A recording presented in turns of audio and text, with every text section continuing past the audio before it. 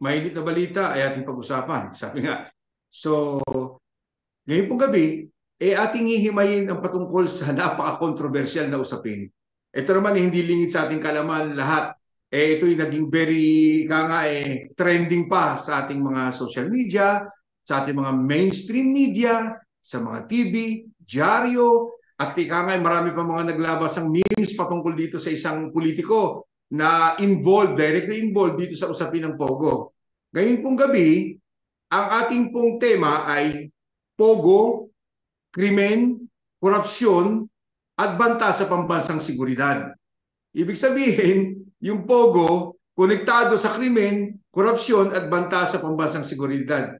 So, ang nilalaman po ng ating konteksto ay, sa mga nakaraang linggo, naging saksi tayo sa mga sunod-sunod na Senate hearing ukol sa mga isinagawang raid sa Bamban Tarlac at siyempre sa Porac, Pampanga. Pero nakatawag ng pansin ay ang pagkakatuklas na sangkot dito ang Bamban Mayor na si Alice Guo. Lumutang mga ebidensya na sa mga Pogo sa maliit na bayang ito ay may mga nagaganap na krimen. Mga illegal na gawain gaya ng scamming, swindling, gambling at maging prostitusyon. Nadakip din ng mga inchik at iba pang lahi na nakapasok ng illegal sa ating bansa, pati na yung mga wanted sa kanilang mga bansa. At base sa mga nakalap na ebidensya, ang alkalde, ang may-ari ng lupa at nasa mga dokumentong nakuha ay naroon ang kanyang pangalan. Pero ang nakabibigla at mas nakabibigla ay ang unti-unting pagkakatuklas ng tunay na pagkatao ni Mayor Alice Guo at pati na ang pagkakasangkot ng mga tauhan ng mga ahensya ng gobyerno. Ang implikasyon nito na ang pagkakasangkot ng mga tauhan ano ang implikasyon nito sa kalalagayan ng ating bansa? Napakaluwag ba ng ating mga batas na umabot sa ganitong sitwasyon na ang isang di umano ay dayuhan ay makapag-aari ng mga lupain, makakatakbo sa halalan, mananalo at maluluklok sa pwesto? Kung ang pagtutuunan ito ng mas malalim at maaring marami pang mahalukay na anomalya at sa pinakamasidhi pa ay ang epekto nito sa ating soberenya. Kaya bago mahuli ang lahat, maging lalo tayong mapanuri, mapagbantay, at mas matapang sa pagpapatupad ng mga kaukulang batas. So, yan po ang usapin natin ngayong gabi na ating hihimayin at tatalakayin patungkol sa Pogo. So, huwag na po nating patagalin. Kap Loida, I'll give you the... Okay. Okay, umiinit na ang klima sa Europa o dito sa Italy o sa Italia. At umiinit na rin ang kaliwat kanang isyu sa Pilipinas. So bago natin pag-usapan, nais po namin ipakilala ang aming makakasama sa gabing ito. Our very own, isa sa mga magiting na babae na nagiging boses ng sambayan ng Pilipino. Ito ay walang iba kundi si Rona Bol Franz Castro, Congresswoman 7th and 8th Congress Representative ng ACT Teachers Party List. Ma'am, magandang gabi po. Magandang gabi, Loida, Edwin, at sa ating mga kababayan na nanonood nitong live stream, no, nitong iyong programa. At ako ay nagagalak ulit at naimbita ulit sa inyong forum o sa inyong talakayan. Isang malaking karangalan po sa bahagi ng ugnayan sa Ipapawid. Unang-una, pasasalamat sa party namin na every time na kami ay hinihingi ang inyong presensya para magbigay ng pagpapaliwanag at sa mga tanong sa usapin ng bayan, hindi niyo kami tinatanggihan. Kaya unang-una po, maraming salamat at hanggang sa sana wag kaming mabigo sa mga susunod nang palagi ninyo kami paglaanan ng konting oras para kasi po napaka-importante na ang isang tulad ninyo na siyang natatanging babaeng congresswoman at kasama sa Gabriela yung progressive group na sila talagang tunay na nagiging representante at boses ng mamamayang Pilipino at sa Senado naman ay si Senator Risa Hontiveros nakakadaog pang palad namin ngayong gabi. Subalit, wag na po natin patagalin. Ano po, nabanggit naman po namin ang tukol sa talakayan natin ngayong gabi, ang usapin ay tukol sa Pogo. At alam naman po natin na very controversial ito. Para po sa kaalaman, umpisa ko na po ang tanong, Congresswoman, pwede po? Okay, Okay, sige, shoot. para po sa naman ng ating mga taga-subaybay, konting ano po, brief background there tungkol sa ating mga taga-subaybay patungkol sa Pogo. Ano po ang Pogo at paano po ito nag-ooperate sa ating bansa? Yes, oo. Ang POGO, ibig sabihin niyan, Philippine Offshore Gaming Operations. No, na bago pa magkaroon ng ano no, bago pa ang Duterte administration ay may mga POGO na, no, yung mga online gaming na hindi lang ito tinatawag pa noon ng mga illegal na gaming ito na ang ibig sabihin gamit ang internet nakakapagsugal offshore. So ibig sabihin sa ibang bansa, no? Yung mga Chinese o anumang mga national na pumapasok dito sa pagsusugal gamit ng Pogo ay makaka-join. Okay, okay kasi ito ay internet, no? Ang mga bayaran ay e-payment din, no? So hindi lang ako pamilyar ano bang klaseng game yung ginagamit diyan, no? So tingin ko iba't ibang mga games yan o sugal na Mhm. na nangyayari. So yan yung nangyayari. So maraming Chinese nung dumating dito noong 2016, talagang pulo-pulutong na Mhm. pinayagan na pumunta rito. Yung pala ay mga magtatrabaho sa Pogo. Karamihan Chinese. May mga iba ring mga national. Pero konti yon. So, nagtayo dito sila no ng iba't ng mga buildings, no? Meron pang mga downstream na mga negosyo na yan, yung kainan, yung hotel, yung mga kung ano-ano pa no dun sa ano no sa paligid ng Pogo. So, yun yung nangyari. Actually, ang Pogo ay ipinagbabawal yan sa China, lalo na, at sa maraming pang mga bansa. Pero nung panahon ni Duterte, nilegalize niya yan, no? Actually, nagpasa ng batas ang Kongreso, no? Yung etong RA 11590, taxing the Pogo. Ang sinasabi kasi ng gobyerno at saka yung proponent ng batas ay sa halip na illegal yan at hindi tayo kumikita, we might as well i-tax na lang daw para kumita naman daw yung gobyerno. So, yun ang nangyari. Tinax. So, basically, ang nangyari ay nilegalize dito sa Pilipinas ang Pogo, no? Na bawal yan sa ibang mga bansa. So, yan ay nangyari hanggang sa nakita na lang natin parang mushroom, no? Parang mga kabute na nagsulputan itong mga building ng mga Pogo. Nagkakaroon naman ng mga hulihan, lalong-lalo na sa mga illegal na mga Pogo, after ng ano, no, sabi kasi ni Duterte, kailangan daw ng pera noong 2016, kaya kailangan natin i-tax.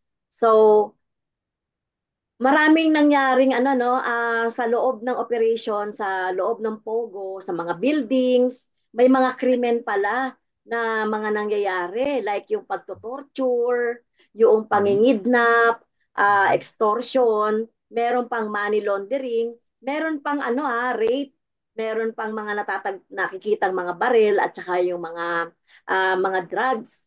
At lately nga may nakita rin na mga uniform ng People's Liberation Army ng China. Pero hindi pa natin talaga natitiyak ano, kung talagang ito ay uh, ang may-ari nito talaga ay army ng yung PLA, no? Pero yung uniform ay ganon.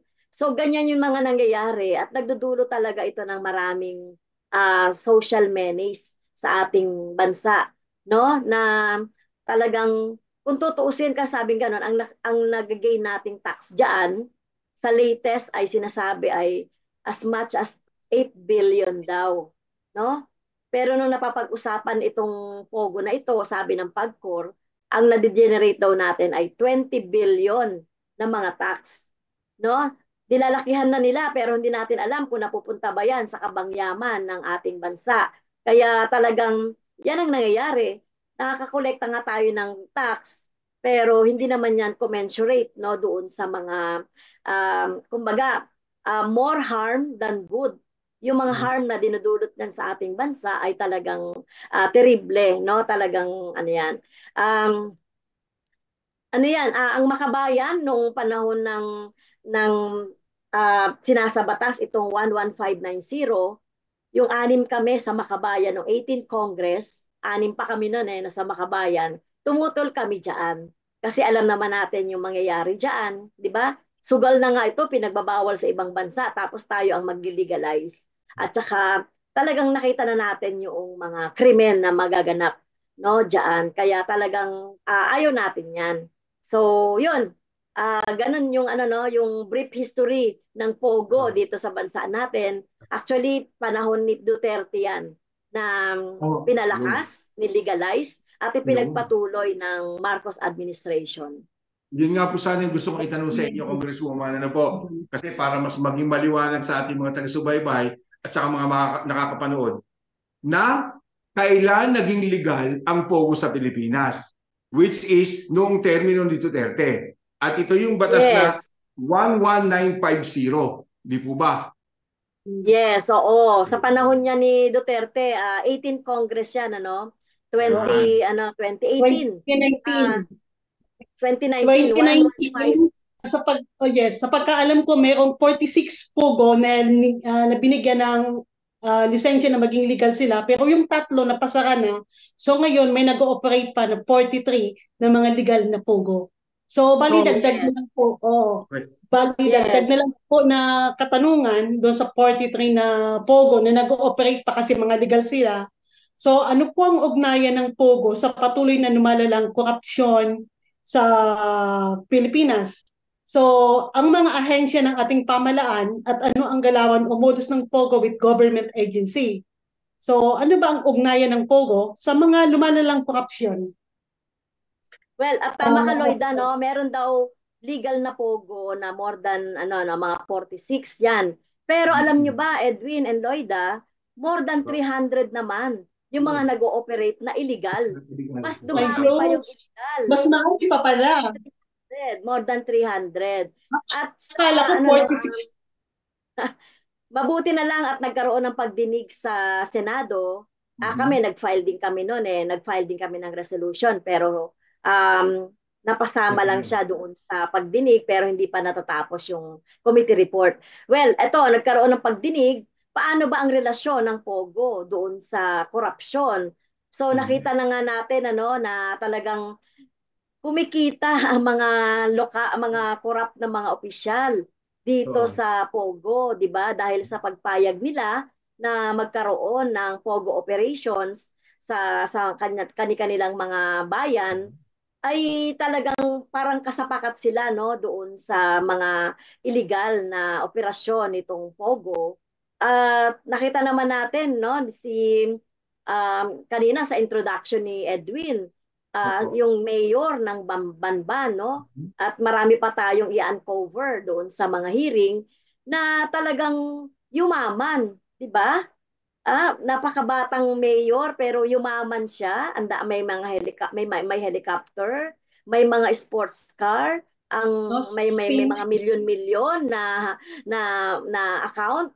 'Di ba? Makakaya ba 'yon ng isang mayor, mayor, 'di ba? Alam naman natin kung gaano lang ang sweldo ng isang mga government officials. Okay, tapos nakuha niya 'yon kung may businessman siya. Saan 'yon? Ano yung mga business na 'yon? So, Kabuyan. nakikita natin na related talaga ito, no? At sa iba pang mga lugar, halimbawa sa Porac, na-discover din na maraming mga pogo doon. In fact, more than 150 yung mga foreigner na nahuli na illegal na nagtatrabaho sa mga pogo. So, yun, paano yung mga corruption dyan? Well, biro mo naman, Lloyda, no, sinasabi na malaki daw yung nadiderive nating tax. Asan yun? Diba? O baka naman under the table, no? Napupunta yan sa mga government agency. Siyempre, didiretsuhin ko na yung PAGCOR, di ba? Sila naman yung nagmo-monitor at nagre-regulate dyan. Paano napapayagan itong mga illegal na pogo na mas marami pa doon sa legal, no? O binigyan ng binigyan ng lisensya ng pagkor. Kaya doon talaga bukod sa krimen, nakarelate pa talaga yan sa corruption ng ating mga corrupt na mga local officials. and national agency dito sa ating bansa. O nga po, maidagdag natin kung gusto mo man din sa mga agencies na yan, ano, hindi naman lingid sa ating kaaraman noong panahon ng babagong pasok ng gobyerno ni Duterte, yung pastillas sa Bureau of Immigration. Tandaan natin Yes. yung Doon yun nakumpisa. Doon sila nakumpisa makapasok. Dagsadagsang Chinese nationals na nakapapasok sa ating dugana, sa ating costume, sa ating immigration, na kung saan na-discover na nagkakaroon ng bayaran para makapasok ng maluwag ang mga ito. Hundreds ito, Yes. libo-libo. Ha? 10,000 pesos. Bukod pa yung issue ng hindi lamang ito patungkol doon sa sa Bureau of Immigration, papasok din dito yung sa yung sa PSA, yung Philippine Statistic Authority, yung sa Oo, isipin mo, ito lang mga congresswoman, mabanggit ko lang po sa inyo, Sa kaso ko personal, meron akong yung mother-in-law ko, gusto kong ipalate registered, ang dami requisitos talaga, hindi ko mapalate registered. Dahil gusto ko nga sanang madala dito at mapagbakasyon man lang dito sa Italia, hindi siya makakuha ng passport dahil wala siyang birth certificate. Ngayon, paano nangyari na mga tulad ni Mayor Alice Go, madaling nakapag-palate registration, and at the same time, nakatakbo pa, nanalo pa, at ngayon kung hindi sa investigasyon na Senado, hindi natin malalaman na sa pamamagitan na meron palang mga ganitong madaling padulas na proseso sa pagpapalate registration. Ha? Nakakagimbal. At tulad din halimbawa ng mga tawag dito, yung mga local government officials natin. Di po baga? Yan sa Bamban, napasok nila. At saka yung di po sa Porac, pwede po baga naman na yung mga ganung pangyayari na kung saan napakalaki ng complex noong yun.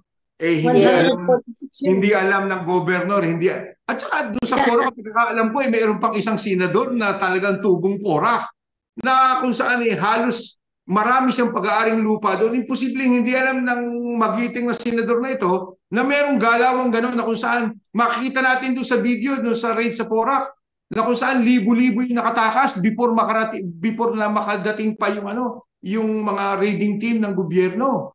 So ibig sabihin, imposibleng hindi alam ng buting senador, ng mayor nila, at saka ng gobernador ng probinsya, ng Pampanga, na merong mga ganitong mga libo-libong Chinese nationals na gumagalaw within their vicinities and areas and responsibilities. Di po ba, Congresswoman? Yes, oo, tama ka, Edwin, Yun nga, nabanggit mo yung sa pastillas. So, diyan talaga yung pulo-pulutong na ng mga Chinese na nakakarating dito nang wala talagang tamang papeles. At ito nga nakakatindig balahibo, kung paano sila nakakakuha ng mga nire-register nila, naliligal, parang kumbaga authentic authentic yung mga PSA registration, birth certificate na nakukuha.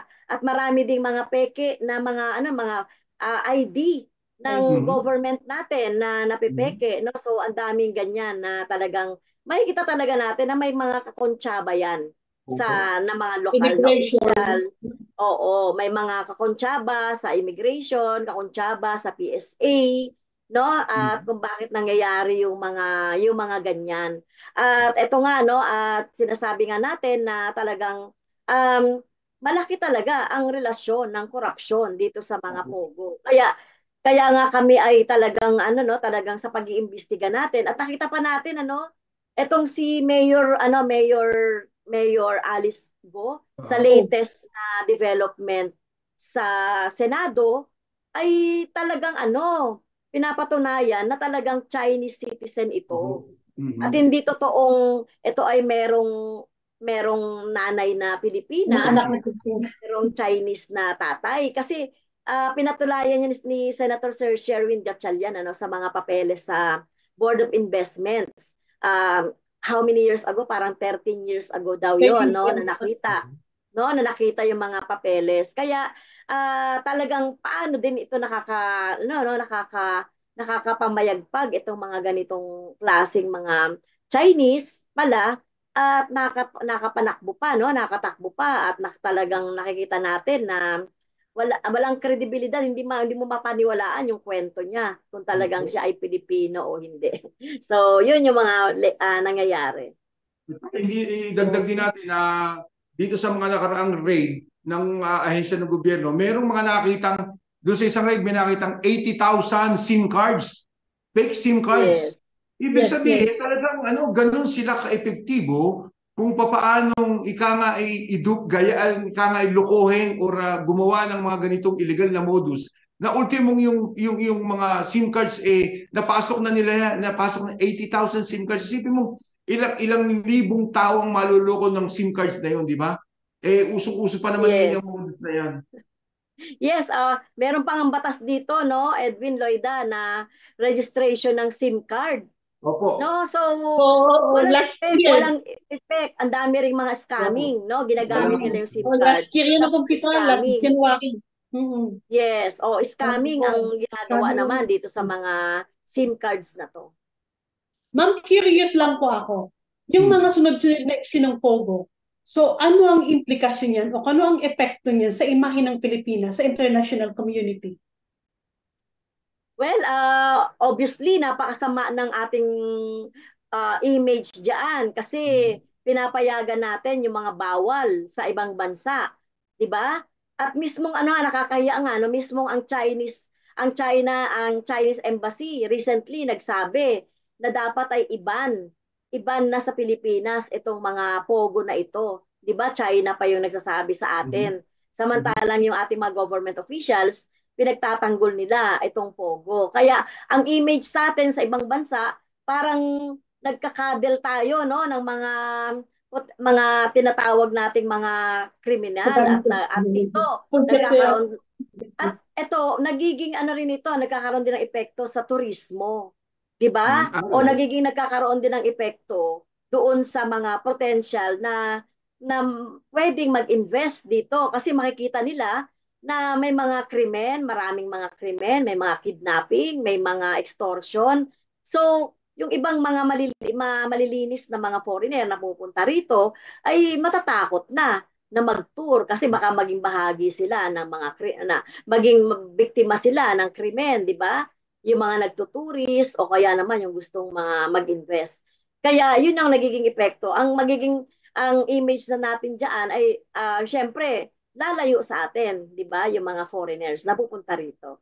Sa latest nga nating ngayon data, lumiit ang mga turista na pumupunta dito sa atin galing sa ibang bansa as compared mo sa other Southeast Asian country. Dahil iniiwasan na nila ngayon ang Pilipinas dahil nakita nila maraming mga krimen nadulot ng pogo at iba pa. Tapos ito nga, parang feeling nila ay hindi sila safe. Ay, naku. So, bago natin iba to kay Congresswoman yung ikatlong tanong, i-recap lang natin ha, yung tinanong natin sa una.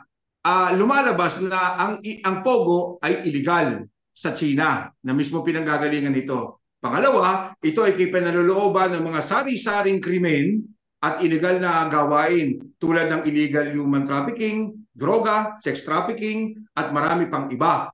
Di ba? Meron pang prostitution at kung ano-ano pa. Pangalawa, na ang pogo ay naging legal noong termino ni dating Pangulong Rodrigo Duterte. Na kung saan ginanggit pa nga niya sa kanyang pagpirma noon ng batas, sinabi niyang malinis ang pogo. Tandaan niyo, kung gusto mo, di po ba? Yes, tama ka, Edwin. Malinis daw ang pogo. Malinis ang pogo. So, No, actually, talagang nakikita natin yung relasyon ng mga Duterte diyan, no? Yung relasyon nila diyan sa pogo at paano nila siguro pinakikinabangan ang pogo, no? Doon sa kanilang mga personal at political interests. Pangatlo, bahagi ng ating recap na bukod nga sa illegal ito at ito ay naging legal sa panahon ni Duterte, ito rin ang panahon ni Duterte na kung saan lumago, dumami, at mas malayang nakapasok ang mga Chinese nationals at mga Chinese nationals na involved sa pogo noong panahon ni Duterte. So ibabato ko na po yung tanong, Congressman. Ayon po sa mga defender ng Pogo, marami po niyan, alam natin niya kung sino, yung mga nakikinabang, bukod sa taxes na dulot nito sa kaban ng bayan, ay nagdudulot din ito ng maraming trabaho sa mga Pilipino. Paano po napoproteksyonan ang karapatan at tamang benepisyo ng mga manggagawang Pilipino sa Pogo kung ang mayorya ng mga Pogo, tulad na nabanggit natin kanina, 300 yung illegal at 400 yung legal na rehistrado, ay illegal at di-rehistrado? Well, sinasabi nga sa data, no, at narinig natin yan sa pagdinig sa Senado, Edwin, na more or less, more than 60,000 daw yung mga na-create na job dito sa ano no, dito sa mga pogo na ito. So, siguro hindi naman siguro direkta sila no na nandoon sa pogo operation. Ito nga yung sinasabi ko nga, yung mga downstream na mga businesses, halimbawa sa food, sa mga services na ibinibigay dito sa mga na kailangan sa Pogo business, 'di ba? Yang ano no, yang basta may mga ano, may mga kumbaga siguro palitan ng pera, yung mga iba pang mga ano no na mga business na naririto. So doon siguro no nagkakaroon ng trabaho ang ating mga Filipino. So hindi natin natitiyak kasi wala pa naman lumalabas na investigasyon kung talaga bang sumusunod ito doon sa standard ng labor. Diba? So ang natitiyak natin dito, discriminated din yung ating mga kababayan. Kasi alam mo ba, Edwin, sabi nga ng mga may-ari ng mga sabi nga ng ating mga kababayang Pilipino na gustong mag-ari ng mga condominium dito. Lumaki daw ang halaga ng mga condominium dito. So anong ibig sabihin niyan? Ibig bang sabihin niyan makaka-afford ba yung ating mga kababayan?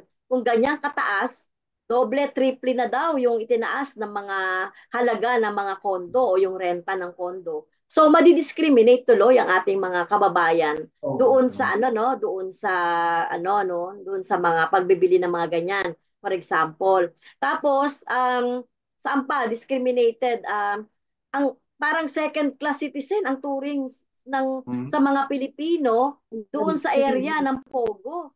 Nakita nyo ba, nabalitaan nyo ba na pati mga pulis ang taga-escort sa mga incheck no sa mga Chinese na ano nakikita natin na malalaki din daw yung mga nabibiling mga bahay dito sa ating bansa.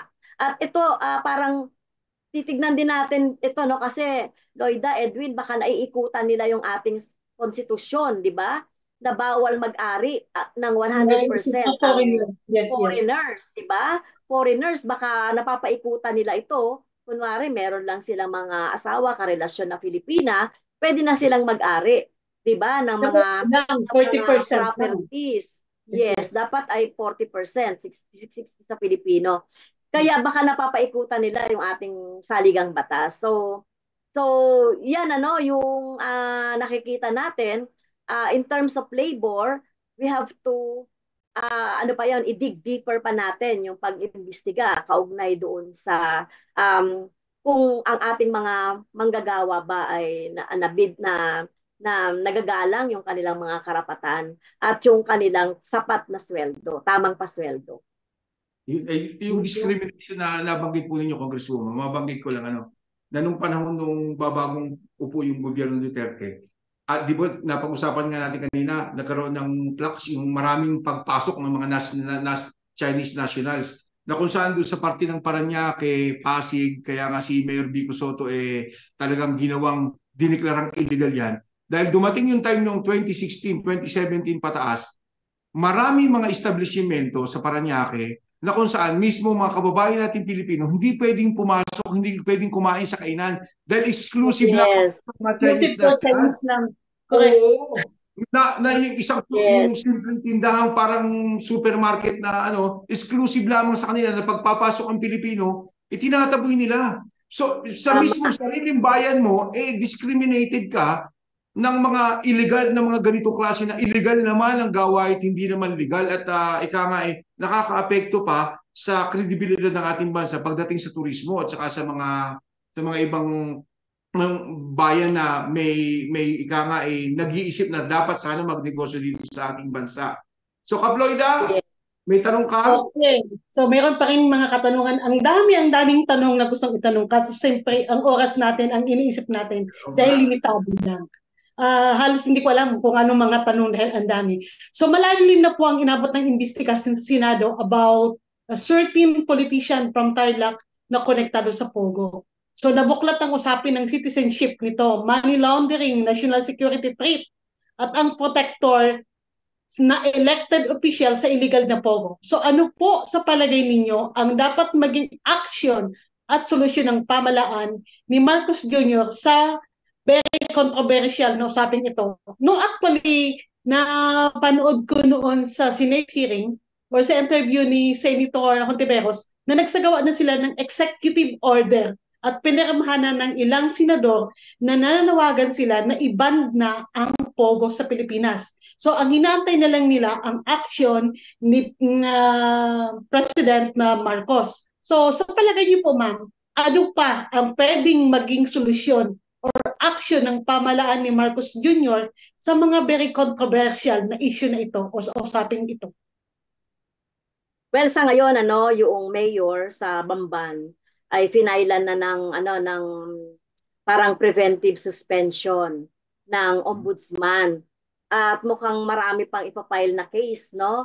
At kapag napatunayan na talagang hindi naman siya Filipino, ay maaring ma-deport, no? Hindi lang siya basta sa amin Loida and Reyes at Edwin, para sa atin hindi lang sa Bamban, Tarlac, 'di ba? Lahat talaga ng lugar na may pogo ay dapat na imbestigahan at dapat na meron kami Edwin Loida na no na ang Makabayan Black ay nag-file din kami ng resolution ay ng bill para iban yung pogo at i-criminalize yung magpoprotekta at mag-ooperate nito. So nag-file kami niyan nung 2 weeks ago. Ang laman niyan yung unang-una talagang totally iban yung pogo. Kahit na ito ay diniklarang legal, yung 46 na yan ay ideklara itong ban na dahil nga sa mga problemang dinudulot niyan. Pangalawa, na nilalaman din niyan isa sa mahalaga diyan yung mga penalty, may mga first, second, and third offense. At kung mapapatunayan na merong mga government officials na kasama diyan sa pag-ooperate ng Pogo o nagsusupport sa pag-ooperate ng Pogo ay mapapatawan ng suspension hanggang sa hindi na siya perpetual disqualification doon sa pagtakbo sa kahit na anumang eleksyon. So nag-file na kami Loida and Edwin ng bill. Ito ay ang kasama nito ay may mga bill din doon sa ibang mga kongresista at na to na nasa committee level nagkaroon na ng mga committee hearings at kailangan na lang ng committee report. So ihahabol namin kasi ngayon lang namin siya na-file 2 weeks ago itong bill natin kaugnay doon sa pagbaban nitong mga pogo. At tama ka siguro kahit na hindi naman na immediately dahil urgent na usapin ito at na meron tayong national security issue na nakikita rin natin na potential, kailangan na talagang iban talaga ito na inaantay na lang nga talaga natin yung sasabihin ni Marcos ni Presidente Marcos Jr. dahil kung talagang naniniwala din siya na problematic talaga itong pogo na mukhang hindi naman parang gusto niya ring kanlungin itong mga pogo na ito, 'di ba? Dahil nga daw may mga taxes. O baka naman meron din siyang mga interest dito, kaya hindi talaga siya nagsasalita. Kaya yun yung problema natin kay President Marcos dahil hindi siya nagsasalita kaugnay dito. So ibig sabihin niyan, pinapabayaan niya lang na ganito, 'di ba? So kaya talagang kailangan na ang batas para ito ay maban na totally. Yun. So, ibabato ko sana yung tanong na nasagot na ni Congresswoman. Kasi ang tanong ko sa panglima, bilang isang mambabatas, meron po ba kayo naisip na batas na ipapanukala para masolusyonan at matulukan ang problema ito ng Pogo? So, ang ano po natin, i-recap po natin ulit, ang proposal po ninyong batas ay total ban po ng Pogo. Yes. Na kung saan naka-indicate dito yung mas mahigpit at mas strict na mga parusa sa mga involved dito at saka sa mga nagpapatakbo, nagpapalakad ng ganito. O para ma-prevent. So sana po suggestion ko lang sana hindi lamang ang batas hindi lamang nakatuon doon sa mga Chinese nationals, mga foreign nationals na involved dito. Patungkol din na dapat yung mga government agencies, government employees na mapapatunayan na involved dito na nagiging kasapakat ng mga pogos dito sa ating bansa dahil ay mabigyan din ng mas mabigat na parusa, pagkakakulong. Dahil alam po naman natin na 300 ito 300 pogos na nagkalat na illegal sa buong bansa natin. Yes.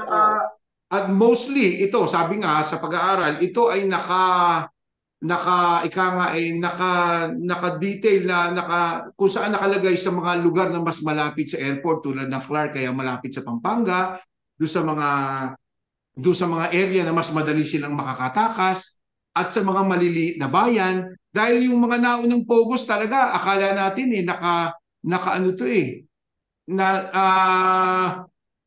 ibig sabihin nagko-concentrate ito sa Metro Manila lamang tulad ng Parañaque, kung ano-ano pa noong unang panahon. Ngayon, nalaman natin na nasa provinces pala ito, dito sila nagko-concentrate sa maliliit na bayan na kung saan mas madaling i-corrupt at isuhulan yung mga involved na mga leader ng mga maliliit na bayan na ito na kung saan mas madaling magpikit mata sa mga ginagawang illegal na kilos ng mga pogo. So, nakakatuwa na meron palang mga batas na pinopropose na ang progressive group na bahagi si Congresswoman Franz Castro. Pero medyo ilalayo ko lamang po ng konti ang tanong Congresswoman, kung may time pa kayo Kasi alam naman po natin kung ano din yung isa pang kontrobersya na nangyayari ngayon dito sa West Philippine Sea. Although medyo isesegue ko po ng konti. Pero hindi natin pwedeng ihiwalay na parehong mga Chinese ang mga involved dito. At hindi rin natin pwedeng gamitin natin yung konting imahinasyon na pwedeng merong koneksyon ng bawat isa sa mga ito. Di po baga, maaaring itong pogo hindi lamang illegal na gawain, kundi isa itong pamamaraan kung paano makapagpapasok ng mas maraming espiya, Chinese nationals, na kung saan pwedeng dumating yung panahon, magkabiglaan, meron silang mga nakaredy rito sa ating bansa na dahil nga sa nangyayaring tensyon at problema sa West Philippine Sea. Ano po sa palagay ninyo ang pwedeng maging aksyon ng ACT Teachers at saka ng Progressive Group para itong mga ganitong pangyayari na ibig sabihin bukod sa batas na pinopropose ninyo, paano natin may inform yung ating mga kababayan, makukumbinsi sila na mas maging vigilant sila sa mga ganitong nangyayari. Kasi itong usapin ng West Philippine Sea, national security threat ito. Pangalawa, usapin ito ng soberenya. Ito namang pogo, usapin ito ng korupsyon at saka ng mga illegal na gawain. Although nabanggit ko kanina, posibleng meron talagang connection ng dalawang ito. Paano po natin makukumbisi ating mga kababayan na mas maging vigilant? Paano natin masasabi sa kanila na, pag meron tayo nakita mga ganitong pagkilos, dapat maging tayo, i-report natin sa mga ahensya ng gobyerno. So, ano po sa tingin niyo dapat gawin? Hindi lamang namin na sa ugnayan na yung papawid na ginagamit ang pamamaraan na ito ng kundi yung mga ordinaryo nating mamamayan. Well, sa atin naman, Edwin, ang posisyon natin diyan enforcement lang ng batas. No? Meron na tayong mga batas. Alam natin may mga illegal na pogo. Dapat mas vigilant yung ating mga PNP. Mas vigilant yung ating mga gobyerno na siyang na magpoprotekta sa ating mga kapwa Pilipino, 'di ba? So ang nangyayari kasi lumaganap yan, Edwin, Loida, dahil nga doon sa pagpapabaya ng ating mga enforcement agency at pakikipagkotsabahan na rin doon sa mga ano no, doon sa nag-ooperate ng Pogo no sa mga foreigner or Chinese man yan o other foreigners na ito nga katulad ng sinabi ko, ini-escortan pa nila no. Kumikita pa sila doon sa mga Chinese no, samantalang hindi nila napoproteksyonan ang ating mga kababayan. So ang una talagang dapat na may obligasyon, Edwin, no, sa para maproteksyonan ang mga mamamayan laban dito sa Pogo, laban dito sa nangyayari sa West Philippine Sea ay ang gobyerno.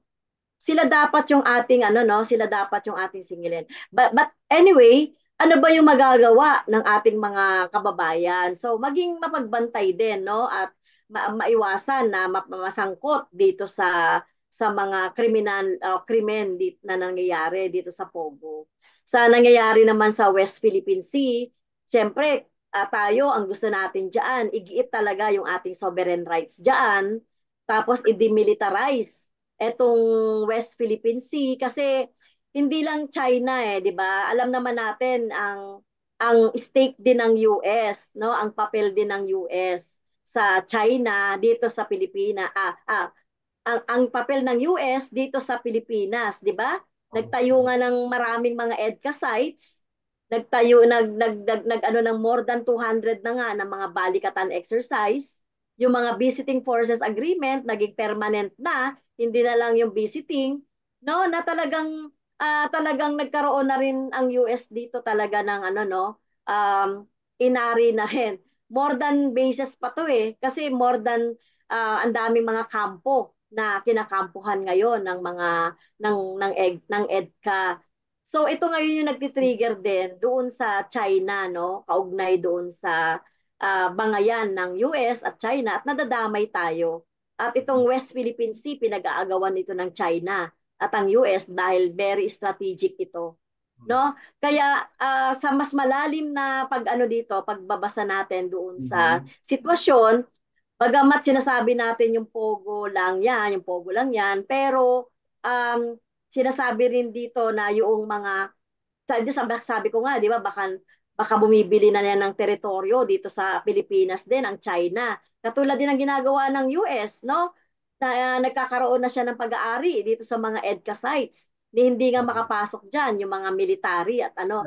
At lumalala yung tensyon dahil lumalala yung ano no, yung pagka-depend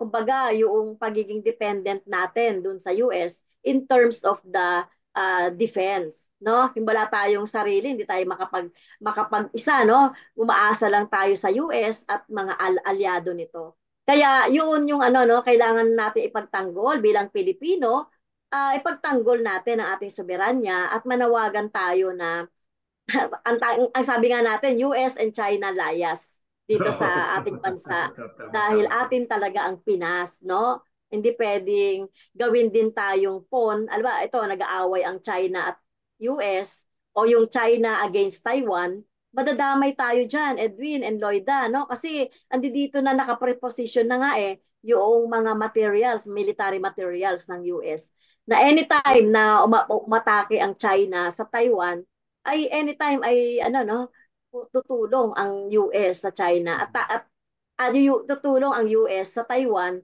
at tayo ay madadamay. Kaya yun, kaya kailangan talaga natin maging vigilant katulad na sinabi ni Edwin. Kuya, paki-check sa yung mga ano natin, mga follower at taga-subaybay natin, baka may mga katanungan sila. Katulad ni Kuya Eagle.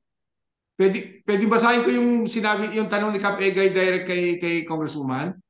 Sige, pwede mo. Congresswoman, meron pong pinatatanong si Cap Egay.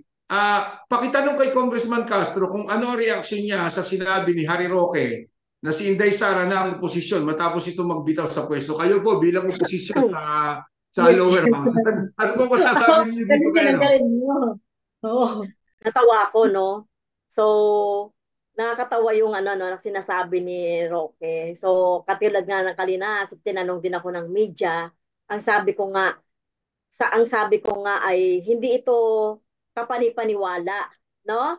At saan banda na pwedeng maging oposisyon si Sara Duterte? Samantalang ano no, sangkot siya sa mga alleged na mga korupsyon sa confidential funds. Di ba? So, sangkot din siya sa mga, eto, sinasabi din na may sangkot din siya doon sa EJK nung panahon niya na Correct. siya ay mayor, no, o Ay, vice tingnan lang mayor. dapat. Tapos, ito yung mga, ito, inano rin na rin ng Supreme Court, itong mga red tagging, no, na talagang sinabi ng Supreme Court na talagang threat ito sa buhay, kalayaan ng ating mga mamamayan. At ito ay sinabi ko nga, red tagging queen ito eh. So, So, ang mga sektor, ang mga mamamayan, pati ako, pati ang ACT, ay nire-red tag ni Sara Duterte. Kaya no way na maging opposition ito. 'Di ba? So hindi natin masasabi na ganyan kasi dapat ay merong accountability, integridad at ang opposition ay talagang nagkakaroon talaga ito ng ano no ng um, malasakit no doon sa ating mga mamamayan, no, yung issue ng ating lalong-lalo na yung ating mga mahirap na mamamayan. Multi nga mismo ng mga jeepney driver ay ano no, minamaliit nila no at nire-relate nila sa mga terorista, no, yung ginagawa ng driver na paghingi ng kanilang mga Pangkisa. makatarungan na ano no, nakahingian sa gobyerno. Kaya hindi ito magiging oposisyon, baka ano nga magiging ano ito no, rival lang ito ng ano ng Marcos administration, and later on parang magkakaroon ng tunggalian ito ng mga nagaharing uri na may mga sari-sariling personal na interes na hindi isinasaalang-alang yung na interes ng ating mga mamamayan. yun. Sabi ma'am ni ano ni Prof, sabi ni Prof Cielo Magno kanina sa reaksyon niya sa sinabi ni Harry Roque, hindi siya oposisyon, kundi si Sara isa sa mga pogo sesyon. Oo nga, actually Si ano, Lloyda, wala siyang ano, mm, tahimik siya. tahimik Tahimik siya. si Tahimik siya. Sara Duterte, Oh, si Vice President Sara Duterte, sa issue ng pogo. Pogo, sa issue Kasi, ng yes, West yes. Philippine Sea. See.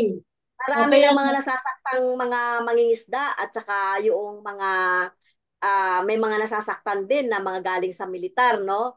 Wala siyang kibo, no? Wala siyang comments. So, paano ba 'yon, no? Mahalagang issue na dapat na meron siyang oo. tindig na Tapos wala tayong sasabihin, naririnig. tapos sasabihin ni Harry Roque, opposition siya. Hindi. Sabi ni Ma'am Cielo, Prof. Cielo Magno, hindi opposition, kundi isa siyang pugosisyon. Hindi, Yan ang hindi, ano nila. hindi naman bago yung tukol kay Roque. Hindi, sanay na naman tayo dyan eh. Hindi lang katawa-tawa ang mga sinasabi niya, kundi pati yung mga kinikilos niya. At dito sa mga pinagagawa niyang ito, dahil, huwag No, natin kalimutan, na-discover. sa investigasyon sa PORAC doon sa Pogo, lumalabas ang pangalan niya dahil na-involve yung kanyang dating ano yun, yun yung kanyang executive Ang assistant. sekretaryo. May mga documents na nakita doon sa Pogo ng Tarlac nang hinaluka yon. May mga documents doon na kaugnay si Harry Roque sa Sa pag-hire PORAC, niya sa executive ano yun? Assistant. executive assistant. Um, So, yun. ibig Bakit ko sabihin, bakit naman napunta doon yung appointment, no? Bakit kaya nga, napunta doon sa Punta doon, kaya no? nga. itong mga appointment? Pumupunta ba siya doon? Nag-o-office ba siya doon? Ayun yung Siguro, tanong. siguro. Sabi nga daw, baka doon natutulog eh. Hmm. So, Congresswoman, kami po ay lubos na nagpapasalamat. Talagang, ika nga ay taas kamay kami na lagi kayong ika nga ay nagbibigay ng oras at panahon para sa amin. Gusto pa po namin, in fact, marami pa po ako nakasulat na tanong dito, pero alam ko, hindi naman pwedeng patagalin namin ng hanggang alas 5 ng madaling araw dyan dahil alam namin, maga-maga kang gumising, gusto namin makapagpahinga ka pa rin naman. Ngayon pong gabi, hinihingi naman namin yung inyong mensahe sa ating mga kababayan, sa ating mga taga-subaybay. hindi lamang sa usapin ng Pogo, hindi lamang sa usapin ng West Philippine Sea, at hindi lamang sa usapin ng pagre-resign ni Sara na kung saan lumalabas na ang ating sistemang edukasyon na kung saan direkta kayong involved at saka ika nga bahagi ng inyong pagiging congresswoman. Yeah. Oo, advokasya yung tungkol sa edukasyon at saka sa ating mga guro. Ano po ang inyong mensahe patungkol sa mga isyung nagaganap na ito sa ating mga kababayan sa Pilipinas at sa mapapanig ng mundo nakakapanood ng ugnayan sa Himpapawid? Well, muli Edwin and Loida, salamat ulit sa pag-invite. Ang karangalan ay nasa akin, no? At mapakinggan tayo sa iba't ibang mga bansa diyan sa Europa, kaugnay doon sa ating mga iba't ibang mga issues na mga tinatalakay. So sa ating mga kababayan na talaga namang kayo ay tinuturing talagang na bayani, no, na nagbibigay talaga ng ano no nagpapalakas ng ekonomiya ng ating bansa ay nagpupugay po ako sa inyong lahat at maging kayo no maging vigilant, maging sa mga nangyayari sa ating bansa dahil lahat po ng pangyayari sa ating bansa, no, maging sa edukasyon, sa ekonomiya, sa governance, no, yung governance sa ating bansa. Ito magkakaroon na naman ng eleksyon by 2025, ay ano po kayo no, malaki po yung inyong no, maaapektuhan kayo dito sa ating bayan, no, sa anumang mga issue.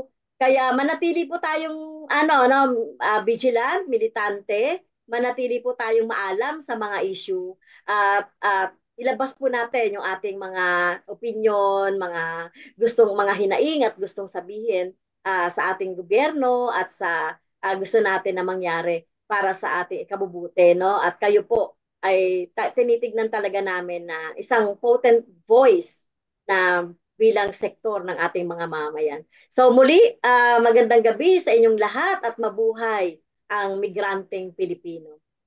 Maraming salamat po, Congresswoman. God bless you always. Ingat po kayo lagi. Okay. Magandang umaga po sa lahat. Po. Okay.